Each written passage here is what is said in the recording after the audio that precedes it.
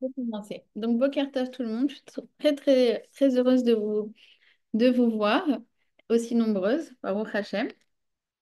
Et donc, aujourd'hui, on va se retrouver pour étudier une nouvelle émotion, un nouveau trait de caractère. Bon, on avait déjà vu en introduction, c'était quoi le lien entre les émotions et les traits de la personnalité. Donc, bon, pour celles qui ont raté le cours d'introduction, je vous laisse rattraper ça tranquillement.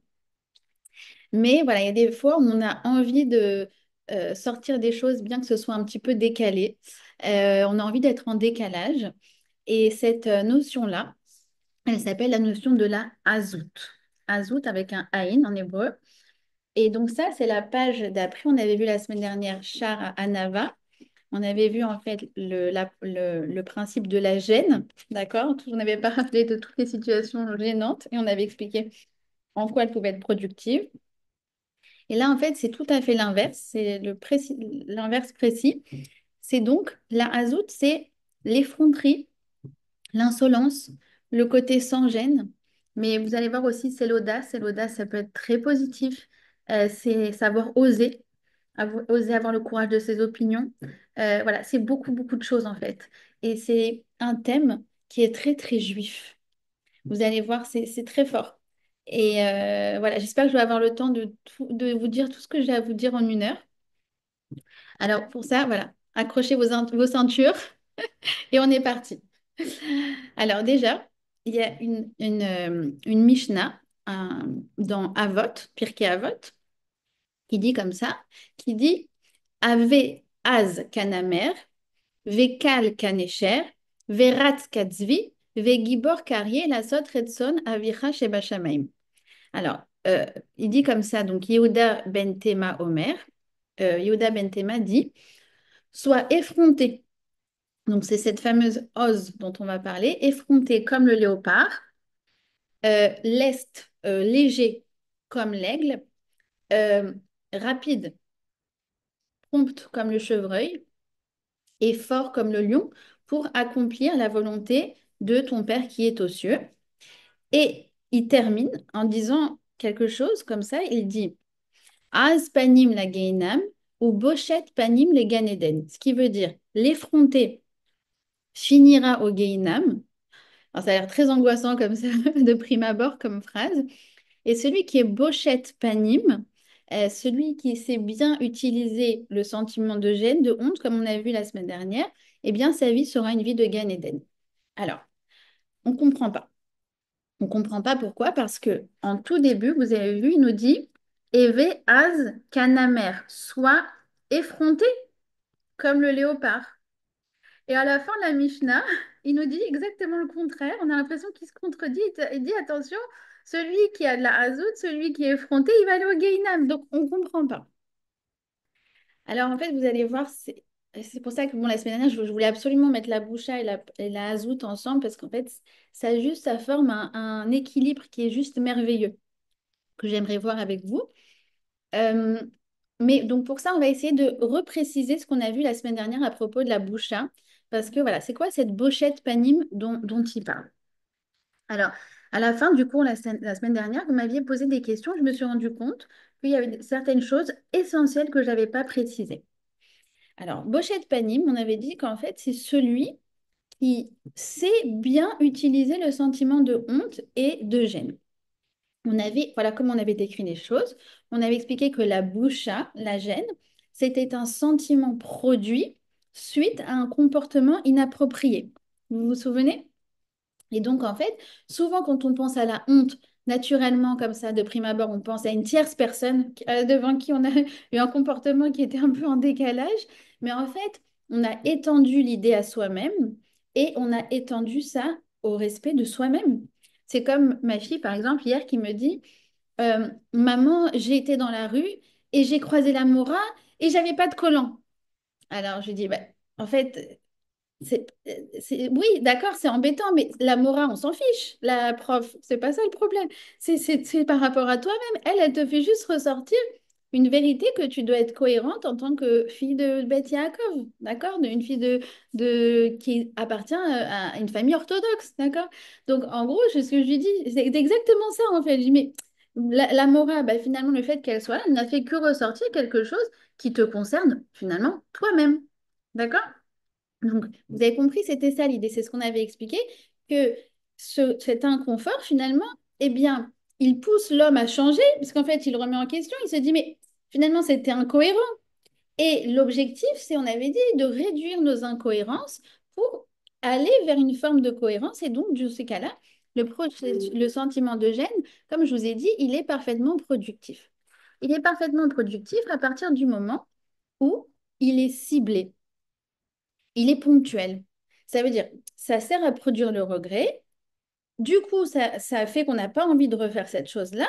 Et du coup, on ne va pas la refaire. Et donc, c'est un processus magnifique qui s'appelle la tchouva. C'est ce qu'on avait dit. Bosh, shove. Ah, ça m'a gêné. Bah, finalement, bosh, ça m'a gêné. Shove, bah, finalement, je me rends compte, je fais tchouva, je me rends compte que ce n'était pas approprié. Donc, je vais changer. Mais après ça, c'est fini. Ça veut dire, c'est la fin d'un processus, point. Ce n'est pas la gêne ou la honte, ce n'est pas un sentiment qui doit être diffus. Il est productif à partir du moment où il a fait son changement et du coup il était ponctuel. Quand c'est un sentiment, comme il appelle ça le Rav Jacobson, rikshe hashama. Rikshe hashama, c'est des sentiments de culpabilisation, des sentiments de gêne. C'est diffus et c'est pas attaché à quelque chose en particulier de précis. C'est quelqu'un qui est tout le temps gêné. Vous savez, il y a des gens comme ça, ils sont gênés pour un oui ou pour un non. Et il faut absolument assainir cette chose-là. Pourquoi? Parce qu'en fait, ça donne des gens qui sont tout le temps désolés. On dit en anglais, ils sont apologizing. Je ne sais pas comment dire en français, je crois qu'il n'y a pas d'équivalent. Des gens qui sont tout le temps désolés, en fait, qui s'en veulent pour un oui ou pour un non, qui se fustigent eux-mêmes. Mais non, pas du tout. Tu dois être bien avec toi-même. Et en fait, ça n'est que dans ces moments-là que ça doit venir te chambouler, te dire, ah, bah, finalement, c'était incohérent, c'était inapproprié, c'était décalé, c'est tout ce qu'on avait vu. Ah, bah, du coup, ça me donne envie de changer, de réduire cette incohérence. Fin de l'histoire. C'est très important. D'accord? Parce qu'il explique toujours, toujours le Rabbi Jacobson, il dit, il y a c'est deux mondes, quoi. Il y en a un qui te tire vers le haut, mais il y en a un qui te tire vers le bas. Et c'est quoi la différence? Bah, un, c'était ponctuel, hop, ça m'a aidé à changer. Et l'autre, c'est un truc, comme on dit en yiddish, rasratique. Non, non, non. D'accord. Donc, ça, c'était le premier écueil. Ensuite, le deuxième, et j'aimerais aussi le préciser, parce que je ne l'avais pas aussi assez précisé. Je l'ai précisé, mais vraiment en 30 secondes, mais ça vaut le coup de s'investir quand même. C'est qu'en fait, quand on va trop dans la boucha, donc dans le regard des autres, justement, eh bien, ça peut aussi donner un autre travers. Ça donne quelqu'un qui vit dans une vie qui est conditionnée par le regard de l'autre. D'accord? C'est en fait vivre selon la pression sociale. C'est des choses qu'on retrouve beaucoup dans le monde, qu'on peut retrouver dans le monde religieux, notamment israélien et le monde religieux aux États-Unis, parce que moi j'ai habité là-bas, j'ai habité aux États-Unis aussi. Eh ben, je peux vous témoigner que nous, les Français, on a un côté très authentique. Cette notion d'être conditionné par la pression sociale, c'est quelque chose que je peux retrouver ici, que j'ai pu constater aux États-Unis et que je constate très peu chez les Français. Moi, ça m'émeut beaucoup. En fait, je me rends compte vraiment que la culture française, je ne sais pas si c'est la culture juive française, juive séfarade, je ne sais pas, je ne saurais pas vous dire. Mais je me rends compte en fait qu'au contraire, les gens sont très authentiques. Par exemple, mes élèves, elles vont me dire, oui, je suis en date ou je suis en chédour. Est-ce que, à ton avis, je lui parle de mon passé? Mais si je lui parle pas, je lui en parle pas tout de suite, bah, peut-être que c'est hypocrite. Ou alors, des filles elles me disent, non, je veux pas m'habiller tsniout parce que j'ai peur qu'on croie que je suis plus religieuse que ce que je suis vraiment. Vous savez pas combien de fois ça m'est arrivé.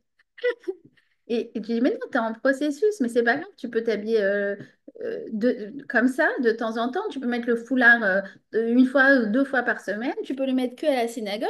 Mais en fait, justement, c'est vraiment toi, d'accord? Mais ça va jusqu'à, je sais pas comment vous expliquer, Ça va jusqu'à des mères qui ne veulent pas complimenter leurs enfants parce qu'elles ne le ressentent pas. Elles disent non, mais c'est pas vrai, c'est fake. Alors que je dis non, mais il en a vraiment besoin. Essaye de te forcer de trouver. Quand je dis de te forcer, non, ça veut dire on recherche toujours l'authenticité. C'est le point de départ. C'est le point de départ. Mais je fais un travail intérieur pour trouver quelque chose d'admirable chez ton enfant parce qu'il a besoin de compliments. Non, je préfère lui dire la vérité. Non, mais c'est ça, ça va le tuer, ça. D'accord? Ça veut dire. Parfois, c'est presque, justement, on est trop, trop vrai. D'accord? Et voilà, des fois, même, alors, parce qu'en Israël, par exemple, il faut un peu jouer les codes sociaux. Et les Français ont beaucoup de mal avec ça. Moi, je leur dis, par exemple, si tu veux aller dans une bonne école, tu vas aller dans un Talmud Torah, alors il faut que ton mari il vienne avec la kippa, il faut que voilà, tu sois habillé en accord avec les codes de l'école. Ah non, je viens pas, s'ils veulent pas m'accepter comme ça, bah tant pis pour eux. Bah, parfois, c'est vrai. Parfois, je suis d'accord. Ça veut dire qu'il faut pas être en décalage. Si à la maison, c'est pas du tout en accord avec l'école, évidemment, c'est pas du tout ça l'idée. Mais parfois, c'est dommage parce que c'est vraiment des gens qui ont envie d'avancer. On dit en hébreu des bnei aliyah, des gens qui visent haut, qui aimeraient que leurs enfants, ils soient vraiment avec les tzitzit, les péotes, les petites filles avec les jupes, etc. Même si les femmes, elles sont pas encore là-bas. Et ils se ferment des portes sous couvert d'authenticité. D'accord? Donc, vous voyez qu'en fait, dans chaque chose positive, il faut, voilà, toujours être dans comme on avait dit au début, le jvil hazal, ça veut dire le juste milieu intelligent. D'accord? Quel est ton but? Quel est ton but? Si ton but, c'est la progression de ta famille, c'est le fait d'inscrire ton enfant dans une bonne école parce que tu veux vraiment qu'il s'imprègne de ces messages de Torah, etc., alors non, pour moi, c'est pas faux. D'accord? À l'inverse, il y en a, moi j'avais déjà entendu une femme qui me disait, ah moi je m'habille comme ça pour aller en réunion avec l'école et puis à l'extérieur je m'en fiche. Vous voyez ce que je veux dire? Vous avez compris toujours dans les deux extrêmes, on n'est pas dans une bonne démarche et voilà, il faut recentrer. D'accord? Vous avez compris?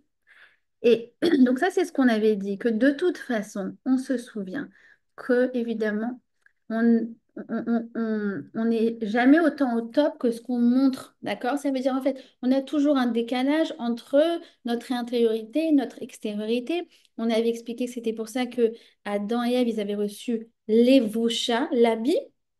l'habit, les bouchas, pour faire justement le tikkun de ce décalage qu'ils ont en permanence, qu'on a hérité de Adam et Ève. À partir du moment où ils ont mangé du fruit de l'arbre, on a expliqué que finalement, on est toujours en décalage entre ce qu'on aimerait et toutes nos pulsions qui nous font parfois faire exactement le contraire de ce qu'on dit ou même de ce qu'on pense.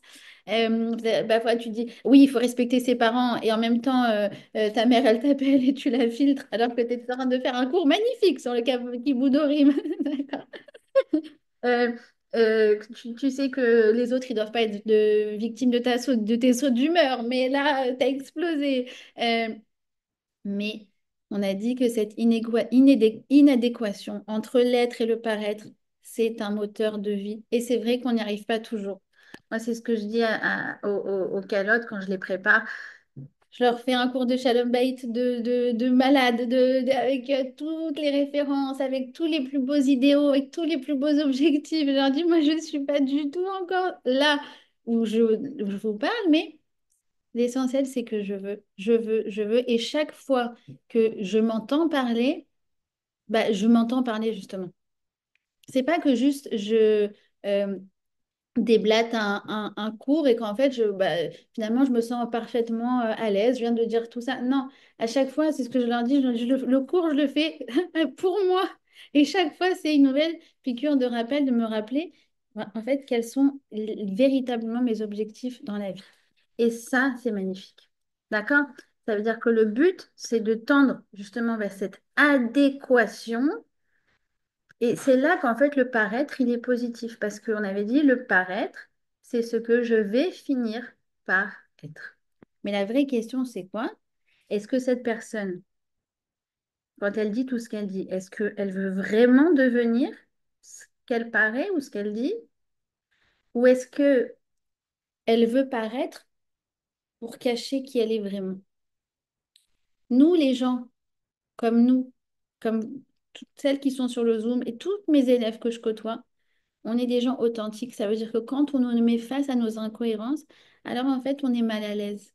Bah, en fait, ça, c'est la plus belle mida. Alors que les autres, ils vont essayer de te trouver un moyen de démontrer, non, mais c'est cohérent, non, mais ici, on fait comme ça, non, mais t'inquiète pas, c'est normal. Non, nous, on se dit, oh, mince, ça, effectivement, ça me ressemblait pas, c'était pas approprié. Et en fait, ça va me permettre d'aller de l'avant. Et une fois que j'en ai tiré ce que j'en ai à tirer, next, je passe à autre chose. C'est ça qui est très important. D'accord? Donc, merci aux femmes qui ont posé la question la semaine dernière parce que ça m'a vraiment donc, permis de repréciser tout ça.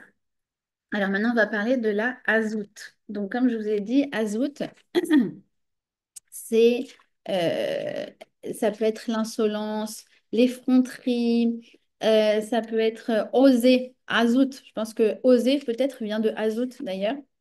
Et ça, c'est le corollaire de la boucha, de ce sentiment de gêne. D'ailleurs, en français, on dit quoi? On dit sans gêne.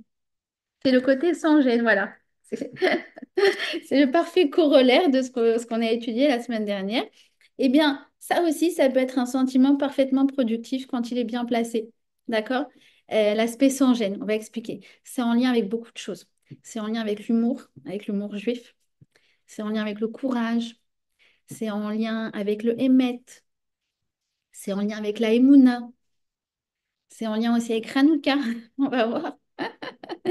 Alors, c'est quoi la base de tout ça? Ben, en fait, on a expliqué, c'est vraiment le corollaire de la boucha, c'est-à-dire que je sais que ce que je fais est inapproprié ou non conventionnel, mais je l'assume. La boucha, vous vous rappelez, c'était justement, j'assume pas. Là, c'est je sais que c'est un décalé, mais j'assume. D'accord? Alors, sachez que ce azout, on appelle ça en hébreu la chutzpah d'ailleurs. La chutzpah, c'est bon, c'est quelque chose de très israélien, la chutzpah. On dirait que les enfants, alors pourtant ils viennent d'une culture comme nous, française, et les enfants, on dirait qu'ici, on leur donne des perfusions de chutzpah. C'est, c'est magnifique en Israël, c'est incroyable. Tu dis, mais d'où tu sors ça? Elle te contredit, elle truc. Bon, et c'est dès le plus jeune âge, quoi. La chutzpah israélienne, c'est dans l'air ambiant. Alors sachez qu'il y a quelque chose de très positif de ça. D'ailleurs, il y a un livre qui a été écrit par deux journalistes qui s'appelle Startup Nation. Vous avez sûrement dû entendre parler. C'est un livre qui est sorti il y a 15 ans, justement, quand j'avais fait la LIA. Et en fait, ils expliquent que toute la réussite d'Israël, que ce soit la réussite de l'armée, que ce soit la réussite des startups, que ce soit la réussite économique, eh bien, tout tient sur la chutzpah, justement. Et ça peut nous paraître choquant, mais regardez ce que Rabbi Nachman a dit. Il dit, donc, comme on a dit dans la Mishnah, Azot panim la geinam, celui qui n'est pas effronté euh, n'a pas de part dans la Torah, d'accord? C'est comme ça qu'il dit Rabbi Nachman. Mais il dit, celui qui n'a pas de Azut Dikdusha, on va expliquer c'est quoi la Azut Dikdusha. Apparemment, c'est une Azut, une effronterie qui est positive, qui est Kadosh, alors non plus n'a pas de part dans la Torah. D'accord? Donc, vous voyez qu'il y a une contradiction, un peu comme ce qu'on avait dit au tout début du cours, qu'il y avait cette Mishnah, il y avait cette contradiction. On a l'impression qu'il y a une azout qui est bonne et une azout qui n'est pas bonne. D'accord? Alors, je vais vous expliquer, c'est très simple. Enfin, je vais vous expliquer. Il va nous expliquer. D'accord? Mais lui, il est très succinct et du coup, j'ai rajouté pas mal de... Vous allez voir, j'ai rajouté beaucoup d'exemples en fait. Alors, il dit comme ça, il dit que la mauvaise forme de Hazout, eh bien, c'est justement le côté sans gêne. D'accord? Quelqu'un qui est dénué de tenue, de retenue. C'est en mode justement, bah, Hachem, de toute façon, il ne me voit pas, du coup, je fais ce que je veux, et puis voilà, je m'en fiche de mettre les gens mal à l'aise. C'est les gens qui, euh, vraiment, je ne sais pas comment dire en français poli, quoi, mais euh, qui s'en fichent du monde, quoi. Enfin, qui E-M-E-M-E-R-D-E, je sais pas comment le dire, mais vraiment, c'est comme ça qu'ils sont avec le monde. Donc, vous savez, je suis même pas capable de donner de les placer correctement. Mais voilà, c'est quelqu'un qui, du coup, euh, qui va faire des histoires, qui va faire des disputes, qui est capable de faire honte aux gens, pour le coup, en public. On avait expliqué la semaine dernière que c'était quelque chose de gravissime, donc il faut éviter absolument. Et il a peur de personne, ni des personnes âgées, ni des rabbinim, ni de personne. On avait expliqué que la semaine dernière, rien que le fait que, par exemple, quelqu'un qui n'est pas chômeur Shabbat, qui passe en voiture et qui voit le rabbin et qui se cache et qui dit, oh là là, le rabbin de la synagogue, il va me voir. Ou alors, vous savez, des fois, ça arrive à la synagogue, ils arrivent avec leurs clés de voiture, ils les cachent. Vous voyez ce que je veux. Mais au moins, tu caches. Le regard du rabbin, il t'importe. On avait expliqué que c'était déjà un haut niveau, même au niveau halachique. C'est une grande différence. D'accord? Il n'est pas ce qu'on appelle Mechalel Shabbat Befaresia, c'est déjà un niveau. Bah lui, en fait, il s'en fiche. D'accord? Je vous donne un exemple de ça, quelque chose qui m'est arrivé il y a quelques années, mais qui m'a mis vraiment très très mal à l'aise. C'est quelqu'un qui vient me voir, quelqu'un, un ami de quelqu'un de la famille, bon bref, je sais pas pourquoi il vient me voir, il me fait, ah oui, toi t'es religieuse et tout. Oui, ouais, bonjour. Et il me dit, moi j'ai arnaqué les rabbins. Je dis, ok, Mazal Tov, alors il dit comme ça, il dit, j'ai fait convertir ma femme alors qu'on n'est pas du tout religieux. Pourquoi tu viens me dire ça? C'est bon. Pourquoi tu fais le malin? Vous voyez ce que je veux dire? Il n'y a même pas de bouchard en fait. Ça veut dire, du coup, il n'y a rien qui le limite. Vous voyez ce que je veux dire? En fait, on avait expliqué que la boucha, finalement, c'était une forme de protection du néfesh. Pourquoi? Parce que la psychologie, elle ne supporte pas qu'un individu il soit ce qu'on appelle en dissonance cognitive. Ça veut dire qu'il soit en décalage avec lui-même. Alors lui, il s'en fiche complètement d'être en décalage avec la Terre entière, même avec les gens les plus respectables. Donc, vous voyez ce que je veux dire? Et ils font les malins, en fait. Ils font les malins. Et d'ailleurs, le serpent, le nachash, il s'appelle le malin, d'accord? Il est malin. En hébreu, comment on dit? Si vous regardez dans le texte du Chumash, il y a marqué il est rusé en français. Et quand vous allez voir le texte, vous allez être très étonné du terme en hébreu. Il y a écrit il est arum. Arum veut dire nu. Et là, du coup, vous retrouvez encore le même corollaire que la boucha. On avait dit que l'habit, finalement, il était un rappel du fait qu'on était en décalage. Lui, le serpent, le hase, comme vous dites, voilà, ce sont des gens vulgaires, des gens voilà, qui sont hors limite, Bah, en fait, ils font les malins. Ça veut dire, en fait, quand ils sont nus, entre guillemets, ils n'ont même pas honte. Ils assument leur nudité, ils assument leur décalage, ils assument le côté non approprié. D'accord? Et c'est le contraire complètement, encore une fois, avec toujours les contraires. C'est le contraire absolument de l'hypocrite. Ils jouent même pas le jeu du code social, ils s'en fichent. D'accord? Et il continue en disant que la hazout, ce côté insolent, c'est la conséquence de ce qu'on avait expliqué au tout début, l'ego, la gava. L'ego, quand il s'installe, vraiment, il s'installe, il devient de l'arrogance. Et après, l'arrogance, ça prend une forme d'insolence. Et il n'est pas gêné d'avoir des comportements qui ne sont pas adéquats. D'accord? Il n'a pas de retenue, il n'est pas gêné du regard des autres et encore moins du regard d'Hachem. Et il continue, il dit, ils prennent des chemins tortueux, ils suivent que leurs idées, leurs pulsions, et finalement, ils n'écoutent pas ce que les autres ont à leur dire, ils s'en moquent, ils s'en fichent. D'accord? C'est pour ça qu'en fait, c'est très difficile pour quelqu'un, pour une personne qui a une attitude comme ça, désinvolte, voilà, c'est la désinvolture, c'est très difficile pour cette personne de faire tchouva. Parce il n'a même pas la base pour faire tchouva. Vous voyez ce que je veux dire? Qu'on avait expliqué que finalement, c'était ce sentiment de gêne. Mais il n'a pas le b à bas qui lui permet de progresser, de tirer vers le haut. D'ailleurs, vous savez, quand on fait le vidouille à Yom Kippour, alors justement, quelle est l'introduction du vidouille? Je ne sais pas si vous vous souvenez. On dit Anu, Anachnu lo aze panim vekache oref, lomar lefanecha Hashem Elokeinu anachnu tzadikim velo chatanu. Tu sais, Hashem, on n'est pas effronté, chutzpah, au point de dire qu'on n'a pas fauté. Vous avez vu? Parce que c'est la base du vidouille, c'est la base de la tchouva, c'est la base de la progression. D'accord? Alors, ça, si vous voulez, c'est la mauvaise forme de la hazout. Mais il y a une forme, c'est la hazout d'Ikdusha. Et c'est quelque chose de très, très puissant. Très, très puissant. Et c'est quelque chose, comme je vous ai dit, de très, très juif. Alors, déjà, c'est intéressant de voir que l'idée de Oz apparaît deux fois dans le texte de Eshet Haïl. D'accord? Alors, le texte de Eshet Haïl, pour celles qui ne connaissent pas, ça décrit, si vous voulez, la quintessence de la femme dans vraiment toute sa splendeur. D'accord? C'est la femme vertueuse. Pourtant, on nous dit dans le verset numéro 8, Chogra be'oz motnea, elle ceint ses reins de oz, de courage, d'audace. D'accord? Et puis surtout, le verset euh, numéro Mamnoun, 17, je crois. Oz vehadar levusha. Elle est habillée. Donc, encore une fois, vous voyez, on a le oz et le levusha. Oz et boucha dans la même expression.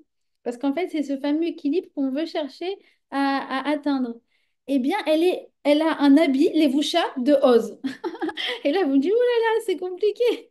Et vous allez voir, mais tout, c'est tellement beau, tellement tout est cohérent en fait. Tout est cohérent. En fait, la bonne azout, c'est en fait quand justement on s'en fiche que quelque chose ne soit pas approprié ou pas conventionnel et qu'on le fait quand même. Et bien ça vient de qui? De qui on est héritier de ça? C'est l'esprit de Abraham. Abraham, tout le monde se tient, mais Ever, tout le monde se tient du côté du fleuve. Il est Abraham à Ivry. Lui, il est de l'autre côté. Tout le monde dit oui, c'est bien le paganisme. Abraham, il comprend par lui-même que c'est Dieu qui dirige le monde. Et il n'a pas honte, il n'est pas gêné de tenir des principes qui vont à l'encontre de toutes les certitudes bien propagées depuis longtemps dans une société. Si je pense que c'est pas vrai, bah en fait, je n'ai aucun problème à avoir le courage de mes opinions. D'accord? C'est pour ça d'ailleurs qu'il y a écrit Oz ve'adar levusha. Pourquoi? Parce que le Oz, alors c'est quoi Oz? C'est quoi Adar? C'est quoi levusha? Levusha, c'est les habits. D'accord? C'est l'aspect extérieur. Adar, c'est la beauté intérieure. Et le ose, c'est avoir le courage de ses opinions. C'est quoi le lien entre tout ça? C'est qu'en fait, une femme qui est bien construite, elle a conscience de son hadar. Son hadar, c'est son intériorité. Elle sait qu'elle est intelligente, elle sait qu'elle réfléchit par elle-même, elle sait qu'elle est Hirat Shamaim, elle sait qu'elle elle vise à avoir des bonnes valeurs dans sa vie, elle sait qu'elle est authentique, elle sait qu'elle veut être quelqu'un de bien, elle sait tout ça. Du coup, elle a le courage d'affirmer qui elle est sans avoir besoin de suivre ce que tout le monde fait. Le levoucha, levoucha, c'est aussi qu'elle n'est pas, entre guillemets, elle ne suit pas la mode. Vous voyez ce que je veux dire? Elle n'a pas besoin de suivre tout le monde. Elle n'est pas dans le move. Elle n'est pas de l'autre côté du fleuve et elle s'habille comme ça parce que tout le monde s'habille comme ça. Et que du coup, elle va mettre Bon, bref, je ne veux pas parler, mais des choses qui sont justement, qui sont pas jolies, mais parce que tout le monde l'aimait. Mais non. Elle connaît sa valeur intrinsèque et elle ne s'abaisse pas à des modes qui sont pas belles. Elle suit une seule mode, c'est la mode. Alors, c'est pas la mode des créateurs, c'est la mode du créateur. Et il y a un monde entre les deux. C'est pas la mode des créateurs de mode, c'est la mode du créateur. Et nous, il nous a donné un code. Il y a un code d'élégance, qui a un code de noblesse, qui est un code qui s'éloigne de l'extravagance. D'accord? Elle est élégante sans être extravagante. Elle est coquette, mais discrète. Vous voyez ce que je veux dire? Et du coup, elle a conscience de sa valeur. Entre parenthèses, vous savez que notre code à nous, c'est quand même le code d'habillement de la maison royale en Angleterre. Si vous regardez, comment elles sont habillées les princesses? Ben, regardez le code. Les coudes doivent être couverts, euh, toujours en jupe. Ça couvre les genoux. Vous voyez ce que je veux dire? Si tu regardes le truc, ben, c'est nous, quoi. Donc, et c'est ça, vous voyez ce que je veux dire? Et justement, il y avait des articles quand elle est morte, la reine Elisabeth, Alors, il y avait des articles qui montraient comment, en fait, elle a tenu, elle avait toujours les mêmes habits, d'accord? Bon, pas que je veux pas qu'on nous pousse à nous habiller comme ça, mais je veux dire, ça demande du courage, entre guillemets. Ça, comment, c'est qu'elle est elle sait vraiment qu'elle est une reine pour pouvoir, en fait, garder cette tenue, justement, de pouvoir garder cette ligne, de dire, bah, en fait, je m'habille avec élégance. D'accord? Et si aujourd'hui les créateurs de mode, ils pensent qu'il faut mettre une plume sur la tête et des chaussures comme ça et des clous qui sortent du truc, je ne vais pas m'abaisser à ça. Ose vehadar levusha. Je sais qui je suis, donc ça va aller en fait jusqu'à mon habillement, mon manière d'être un peu parfois décalée. Vous voyez ce que je veux dire? Les gens authentiques, en fait, ils ont un côté décalé, paradoxalement. Alors, je vois qu'il y a plein de trucs sur le chat à propos du mot haroum. Alors, si vous voulez une très bonne explication du mot haroum, je vous conseille ce livre. Je vous le montre vite, vite, et après je reviens où on en était.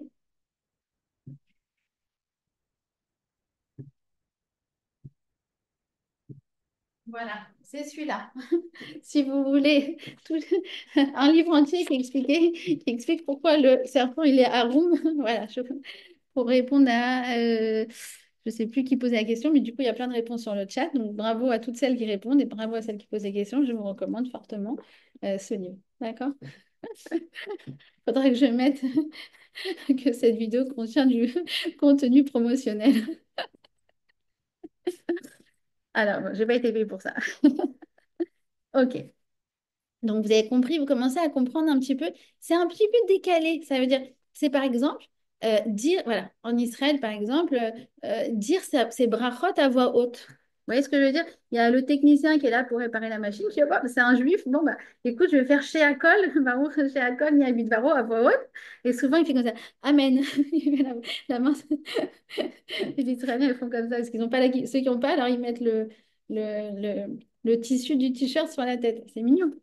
D'accord? Euh, Cette azote, c'est par exemple, voilà, justement une histoire un peu comme ça. Rav Grossman, à l'époque où il est arrivé à Migdal HaEmek et que c'était l'endroit où il y avait le plus grand nombre de mafieux, enfin bref, c'était la catastrophe. Migdal HaEmek, c'était l'endroit le plus dangereux en Israël. Il est arrivé, vous savez, directement de Mea Shearim pour essayer de transformer les gens. Et puis, en fait, il a aujourd'hui, c'est un empire de bienfaisance, de Torah. C'est devenu un havre de paix, c'est devenu presque une source, c'est devenu, pas presque, c'est devenu une source qui diffuse la Torah en Israël. D'accord? Alors, je vais faire un autre contenu promotionnel sur le livre du Rav Grossman qui s'appelle comment en français? Un rave, un rave, une légende. Voilà. Donc, si vous le voulez aussi, il est magnifique et il raconte plein d'histoires comme ça. Alors, une des histoires, c'est qu'un jour, il venait d'arriver et en fait, il se rend compte que les gens, ils sont au café en train de fumer du narguilé 5 minutes avant l'entrée de Shabbat. Et il se dit, oulala, ceux-là, ils sont pas prêts de rentrer chez eux. À mon avis, ils vont pas aller courir pour faire les radodis. J'ai bien peur qu'ils restent au café pour faire le narguilé. Alors, il est comme ça et il est en chemin pour aller à la synagogue. Et il dit, bon, je vais faire un truc de fou là. Et là, il commence à dire, Idgadal, Vedgadash, Shemeraba. Ils commencent à faire le Kaddish. Maintenant, eux, c'est tous des séfarades marocains mignons qui. Alors, effectivement, quand on voit ce qui s'est passé à l'époque dans la population, il y en a beaucoup qui sont tombés très, très, très, très bas. Mais dans le fond, c'est des gens bien. Alors, ils se lèvent tous comme ça, ils mettent la main sur la tête et ils répondent Amen, Amen, Amen. Et finalement, il enchaîne, il ne pas comme ça, il commence à faire mincha, et du coup, il y a minyan, et du coup, en fait, ils font mincha au café avec le narguilé 5 minutes avant Shabbat. Et il fait ça une première fois, mais c'était complètement improvisé, quoi. Puis la semaine prochaine, la semaine d'après, il refait le coup. Puis je crois qu'il le fait une troisième fois. Et après, ils ont tous compris. Ils ont arrêté. Ils ont fait fermer le café. Ils sont venus, ils l'ont suivi à la synagogue. Et il a fait des révolutions comme ça. Il allait dans les discothèques vendredi soir. Et en fait, il se mettait à danser les horotes et à danser avec les gens. C'était des trucs complètement, justement, inappropriés. Mais c'est des choses inappropriées qui provoquent le changement. Et je vais vous proposer une nouvelle définition de la hazout. Être haz, c'est provoquer. C'est avoir un côté provocateur, provocatrice. Provocatrice, comme ça, que si tu dis ça, tu as l'impression que c'est péjoratif. Ah, elle est provocatrice, elle. D'accord? C'est ça, en fait, le ose. Mais quand tu dis provocatrice, c'est qu'elle provoque des changements chez l'autre. Elle provoque un réveil chez l'autre. Elle provoque un, un, un étonnement. Je dis, mais attends, mais c'est complètement décalé ce qu'il fait. Mais du coup, ça te réveille, provoque. En fait, ça, la Hazout Diktusha, c'est la bonne provocation.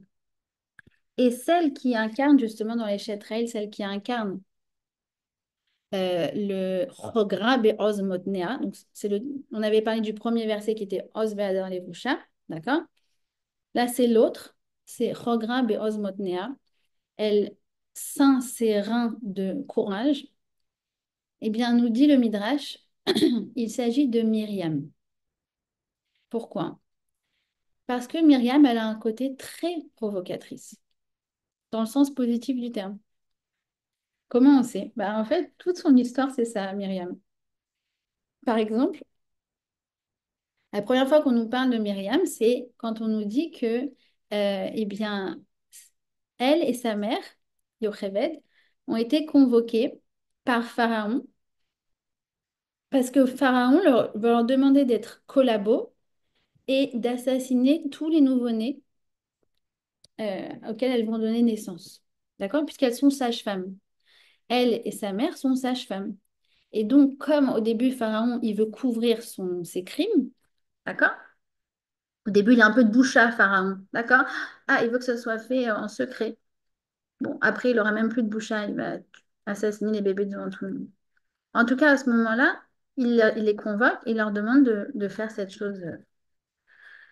chose terriblissime. Et en fait, déjà, Myriam, qui, on dit, elle est petite à cette époque-là. Elle aide sa maman, en fait. Elle a dit sa maman, mais c'est une petite fille.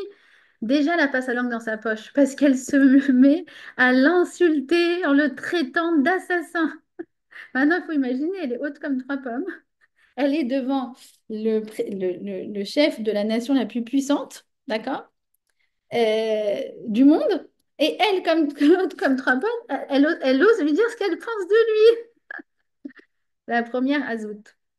Ensuite, elle rentre avec sa mère et là, en fait, ça leur effleure même pas l'esprit une seule seconde d'écouter les ordres de Pharaon. Même si ça signifie que défier l'ordre du roi, c'était la mort. Mais comme il dit le texte, elles n'avaient aucune intention de les obéir. Et pourquoi elles étaient autant sûres d'elles, tellement insolentes? Bah parce que, il est marqué dans le texte, parce qu'elles craignaient Dieu. D'accord? Donc, qu'est-ce qu'elles ont fait à ce moment-là? Non seulement elles n'ont pas écouté, mais elles ont fait encore plus que simplement rester passives, d'accord? En disant, bon, ben, au moins, juste, on va pas les assassiner, mais on fait rien d'autre. Non, elles ont commencé à, au contraire, aider encore plus les femmes à accoucher. Et elles ont créé un système d'entraide entre les femmes pour pouvoir euh, leur donner de quoi, comment dire, s'occuper du bébé une fois qu'il est né. Un gmar, ça s'appelle un gmar, par exemple. Elles allaient voir une, elles disaient, ah, t'as plus besoin de poussette. Alors, il y en a une qui a accouché, je peux lui prêter ta poussette. Attends, elle a besoin d'un hochet. Et en fait, elles allaient faire le tour partout pour s'assurer que tout le monde, non seulement ils naissent, ils sont en bonne santé, mais en plus de ça, elles ont rajouté du chesed. D'accord? Ça veut dire, elles ont, le fait de contrecarrer les ordres de Pharaon, ça leur suffisait pas. Le degré maximal de cette insolence, c'est qu'elles elles ont en plus rajouté du bien. D'accord? Ça me, ça me rappelle cette histoire que j'ai justement, je l'ai recherchée, je l'ai retrouvée hier, du Rav de Klausenburg. Le Rav de Klausenburg, donc, je ne sais pas si vous connaissez son histoire, il a perdu dans les camps de la mort, il a perdu sa femme et ses 11 enfants. Et lui, bref, son histoire, encore un livre. Je vais arrêter de faire la promotion. De toute façon, il est écrit en hébreu. Euh, et lui, bon, il s'en est sorti miraculeusement. Et un jour, il y a un juif qui vient le voir et qui lui dit, mais à quoi bon tout ça? À quoi bon tout ça? Quoi ça sert? Et qu'est-ce qu'on a comme avenir, comme peuple? C'est quoi toutes ces souffrances? Et le rébé, il commence à le consoler, à le consoler. Il lui dit, Anarno Aham Anifrar, on est le peuple élu. Et euh, le Amanetzar, on est le peuple éternel. Va Amanetzar, l'homme est fached miderech haruka. Il n'a pas dit ça dans ces mots-là, mais c'est une notion qu'on connaît que le peuple éternel, il n'a pas peur des épreuves parce qu'il sait que tout est ponctuel et que tout va aller vers le bon chemin et vers le chemin de la construction et le chemin de l'éternité. Et à ce moment-là, il y a un nazi qui l'entend et qui lui donne un coup de crosse avec son fusil, qui le met à terre, qui lui enfonce sa botte dans sa joue et il pousse le visage du rébé dans la boue. Et il ricane. D'accord? La vraie azout quand on voit ça. Et il lui dit d'un ton moqueur, et maintenant, tu penses toujours que tu fais partie du peuple élu? Et le rébé, il lui répond, entre toi et moi, tant que c'est toi qui fais du mal à des innocents et non pas moi, je sais que c'est moi qui fais partie du peuple élu.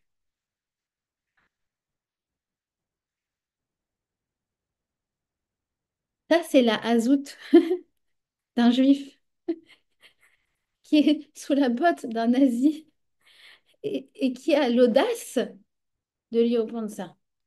Et un nazi qui a de la hazout, mais lui, il a de la mauvaise hazout. Et nous, on a la bonne hazout. La hazout d'être du côté du émet, la hazout d'être du côté du chesed, la hazout d'être du côté du bien, la hazout d'être du côté de la lumière. Et ce même rabbin de Klausenbourg, le rébé de Klausenbourg, quand il est arrivé en Israël. Qu'est-ce qu'il a fait? Il a monté l'hôpital de l'Agnado. Il a fait construire beaucoup d'institutions pour enseigner la Torah. Et surtout, le plus important pour lui, c'était de donner la vie. L'Agnado, c'est la plus grande maternité, la meilleure maternité en Israël. Parce que pour lui, c'était ça la meilleure réponse à Hitler. C'est ça la Hazout. Parce qu'il dit justement le Rav de Klausenbourg, quand tu es dans le noir, tu chasses pas le noir avec un balai, tu allumes une bougie. Et tant qu'on continue de le faire, allumer des bougies, allumer de la lumière, faire du chesed, on peut être sûr qu'on fait partie du peuple élu. D'accord? C'est ça la Hazout. C'est pour ça que je vous dis c'est en décalage. Vous voyez ce que vous commencez à comprendre en fait? C'est un décalage, mais c'est un décalage complètement assumé. Parce que c'est un décalage qui est du côté du Hémet.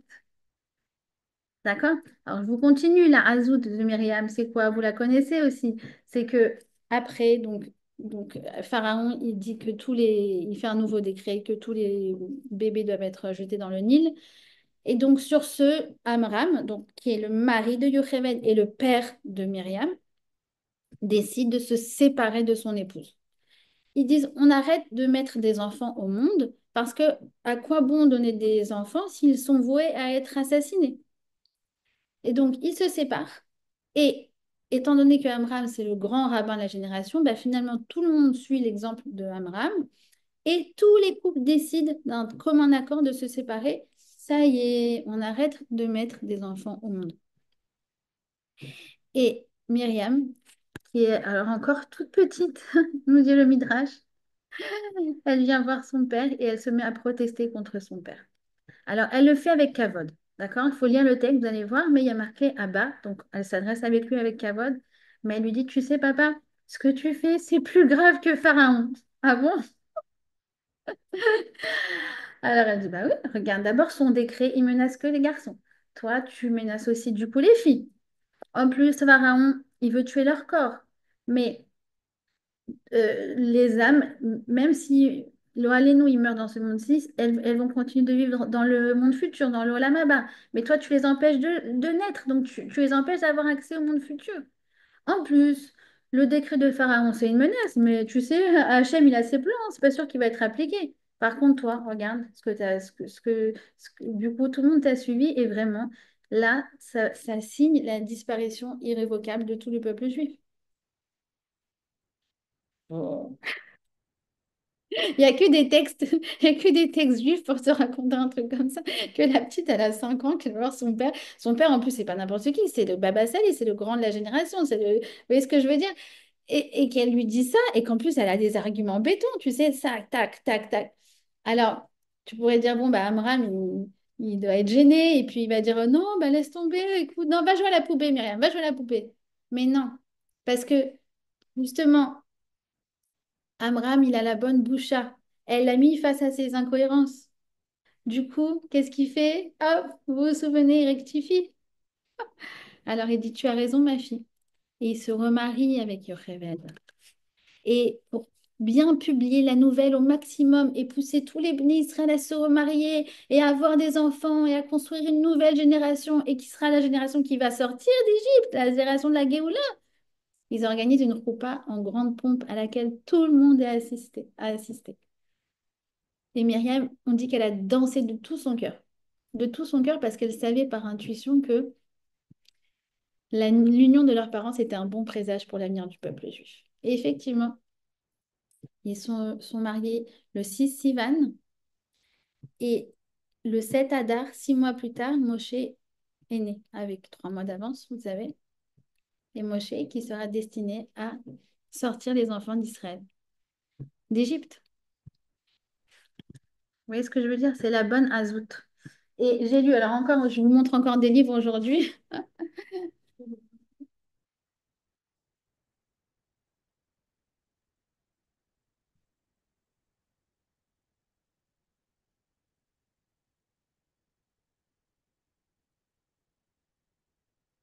Alors ça, c'est un livre en hébreu, Yonati Bechagav Asela, que m'a conseillé une amie.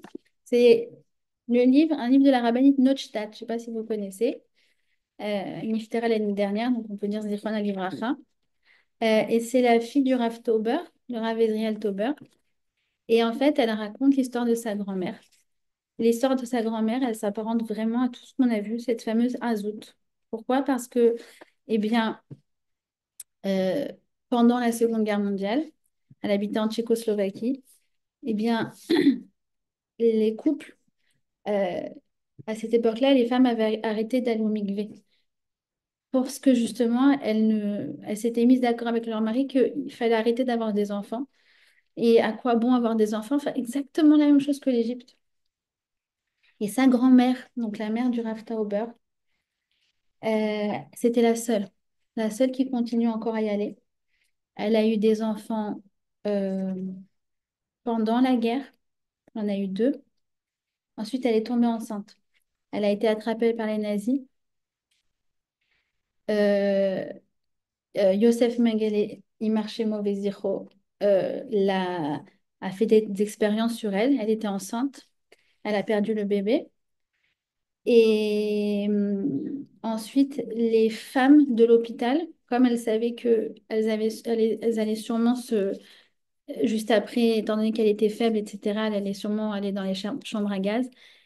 Elles l'ont sortie de l'endroit où elle était, là où ils faisaient l'expérience. Et en fait, ils l'ont cachée dans les baraques des femmes. Et là-bas, en fait, elles ont eu beaucoup de solidarité, parce qu'elle était très faible, très, très affaiblie par les expériences qu'elle avait subies. Et en fait, quand ils comptaient les nazis, ils la portaient. Elle était très faible, mais elle se mettait tout autour d'elle. Et elle la portait une là, pour qu'elle se maintienne debout. Finalement, elle a traversé Auschwitz, elle est sortie vivante. Elle a retrouvé son mari, elle a retrouvé ses enfants. Et après, elle a eu encore en tout 10 enfants. Et quand elle demande à sa grand-mère, mais mamie, comment tu as eu la force? Elle dit, mais ça, c'est la force de Myriam, c'est la force de Yocheved. C'est pas des histoires d'il y a 4000 ans, c'est des histoires actuelles. Et en fait, elle a eu cette Azout. D'accord? Et Myriam, c'est une Azout qui va jusqu'au bout. C'est un décalage de fou. C'est un décalage de fou. Parce qu'elle allait voir elles allaient voir les femmes, elles étaient en plein esclavage. Les maris, ils étaient défigurés, ils étaient sous-nourris, ils étaient battus. Elle leur disait, venez, on prépare les tambourins pour la Géoula. Mais de quelle Géoula tu parles? Mais quoi? On est en plein cauchemar. Et elle voyait déjà, elle était en décalage. C'est le décalage de l'Aïmouna. C'est le décalage de l'Aïmouna. Vous comprenez? Et c'est un décalage qu'on peut retrouver dans plein de situations. Je vous donne un autre exemple comme ça, moi, qui m'a frappé. Une histoire de la semaine dernière où, bref, c'est une amie à moi qui a, bon, peu importe, elle a eu un problème avec sa grossesse, etc. Et du coup, elle devait faire en sorte que ça s'arrête. Voilà. De toute façon, le bébé, il n'avait plus le cœur, etc. Bref, peu importe. Et en fait, elle est à l'hôpital, elle avait déjà pris tous les trucs pour que ça s'évacue, en fait. Et donc, moi, je savais que ce jour-là, elle passait cette épreuve, donc je pensais à elle, j'ai fait des télim pour elle, etc. Bon. Mais il y a une amie du groupe qui l'a appelée, qui lui a dit comment ça va, etc. Elle lui dit, bah ça va, mais j'attends, c'est long, ça fait mal, et c'est très long. Alors l'autre amie, qui est prof de Zumba, elle fait, bah c'est pas grave, vas-y, mets le téléphone là. Alors elle la met comme ça, elle fait, maintenant on va faire une vidéo et tu vas faire la Zumba avec moi. Et donc là, les infirmières, elles passent, elles disent, mais c'est complètement décalé. Ça veut dire, imaginez, elle est en train de vivre une épreuve terrible, elle est à l'hôpital, elle est en train de... vous imaginez la situation. Et en fait, elle est en train de faire des pas de danse. Bah, n'empêche que 5 minutes après, voilà, le processus, il a commencé et au moins, ça a terminé la souffrance qui était très longue pour elle. Et moi, j'étais là au téléphone quand elle m'a raconté ça, j'ai dit, mais quel azout, mais quel décalage, vous voyez ce que je veux dire? C'était la joie, c'était les mouvements, c'était plein de choses. Mais comment tu peux penser à ça? Vous voyez comment, quand tu es le rave de Klausenburg, il t'a la botte comme ça, tu penses à ça? Comment tu es Myriam, tu sors de chez le pharaon et tu dis maintenant je vais monter un gmar? Comment tu es en pleine guerre et tu dis je vais avoir des enfants? Vous voyez ce que je veux dire? C'est la hazout, c'est la hazout des Hashmonaïm, la hazout de Hanouka. Pourquoi? Parce que les Grecs, bah justement, ils disaient, nous, on est les meilleurs, nous, on est les plus sophistiqués, nous, on a la culture, et nous, on est très forts. C'est vrai qu'ils étaient très, très forts à la guerre. Ils étaient invincibles, les Grecs.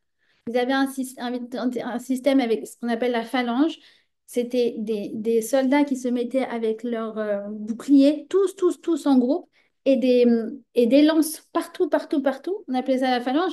Et où qu'ils allaient, vous savez bien, Alexandre le Grand, il a conquis tout le Moyen-Orient. Il a conquis tout le Moyen-Orient, Alexandre le Grand. Pourquoi? Ils étaient invincibles. Et une bande de papilles rabbins, ils disent non, mille Hachem Elaï. Mais quelle armée tu vas mobiliser, dis-moi? Eh bien, l'armée du Hémet. L'armée des gens qui sont connectés avec Hachem. L'armée des gens qui n'ont pas peur. L'armée des gens qui savent que, ouais, c'est décalé, mais si Hachem veut, alors ça peut se passer. Et ça, c'est de la Hazout. Et c'est le vrai message de Hanouka. C'est Mi Lachem Elai, la bonne Hazout, la bonne audace. C'est en fait d'oser se raccrocher à l'essentiel, d'oser se raccrocher à la Emouna, d'oser se raccrocher à ce qui est vrai, au Emet. D'accord? Donc, ça, si vous voulez, c'est ça être une bonne provocatrice, un bon provocateur. C'est quoi provoquer? Ben, c'est justement ne pas, c'est provoquer avec ses idées, provoquer avec ses opinions. Je assume mes opinions. C'est une azout qui est basée sur la Emouna. C'est très joli ce que vous dites. Et c'est de la provocation, dans le sens où ça provoque des bonnes choses. Comme la provocation de Myriam, elle a provoqué la naissance de Moshe. Comme la provocation de quelque chose qui était complètement décalé, ça a provoqué que ça a débloqué des choses. D'accord? Et c'est en lien avec l'humour juif. Parce qu'en fait, nous, on est décalés. Vous savez, j'ai une amie que vous connaissez sûrement parce qu'elle donne des cours au Torah aussi, c'est Mariacha Drey. Et elle racontait dans une afrachatrala, je suis un fou rire, que quand donc son mari, son fils, il a été mobilisé. Et donc, ses voisines non juives en France, elles disent, ah, mais votre fils a été mobilisé, mais c'est terrible. Ah, il faut partir en Israël, mais qu'est-ce que vous allez faire? Bah, je vais faire du pain. Ah oui, il allait faire des afrachatrala. Je dis, mais quel rapport? Je dis, bah oui, mais moi, je sais que ça provoque des changements. Vous voyez ce que je veux dire? Je vais vous montrer aussi autre chose qui est décalée. C'est cette image-là. Voilà.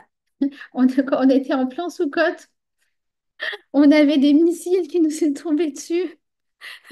Et oui, la réponse juive aux missiles, aux roquettes, aux drones, tout ce qu'on a eu pendant les fêtes, enfin, qu'on a eu pendant un an, d'accord? Mais en plus, ça s'était accéléré avant, avant Soukhot, qu'on nous envoie sur la tête quotidiennement depuis des mois, et ben c'était la souka. Tu te dis des petites cabanes en bois avec des branches de palmier et des roseaux en guise de toit qu'on installera tranquillement dans la rue. Voilà, c'est un peuple de fous. C'est pour ça qu'on l'aime.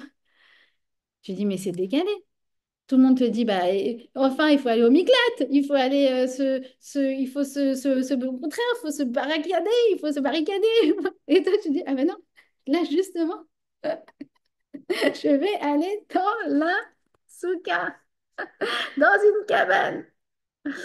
Voilà, bon, pour conclure, ce fameux Oz Vadar les Bouchas, ça veut dire que vous avez compris qu'il ne faut pas avoir honte de mal agir.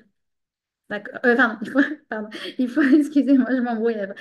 On a honte de mal agir, mais on a le courage de bien agir.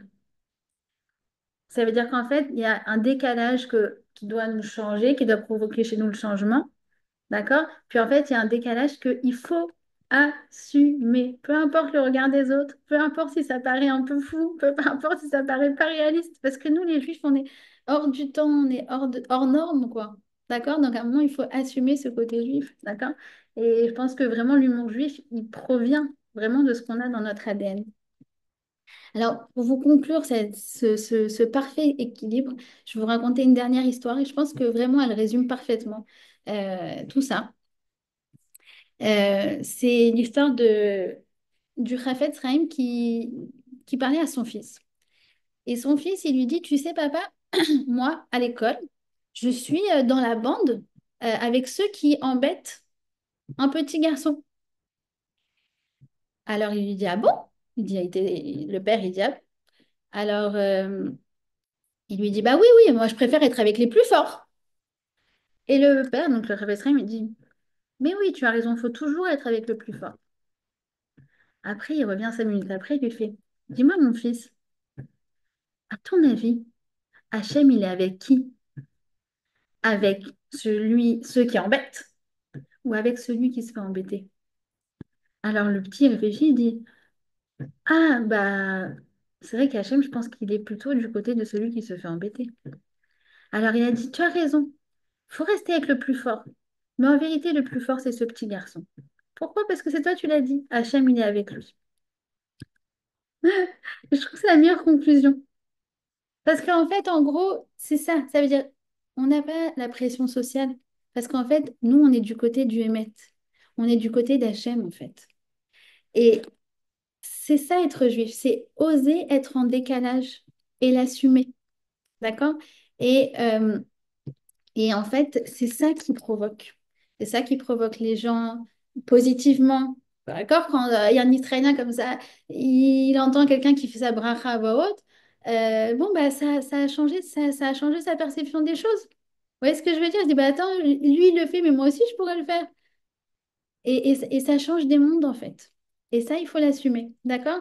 Donc ça, c'est la bonne azout, c'est la bonne audace, c'est le bon côté provocateur parce que, justement, il est productif, il produit des très, très belles choses, il provoque des très, très belles choses. Et donc, tout ça, ça provient de la fameuse azout d'Ikdusha, l'audace positive du Ham Israël. Voilà. Est-ce que vous avez des questions?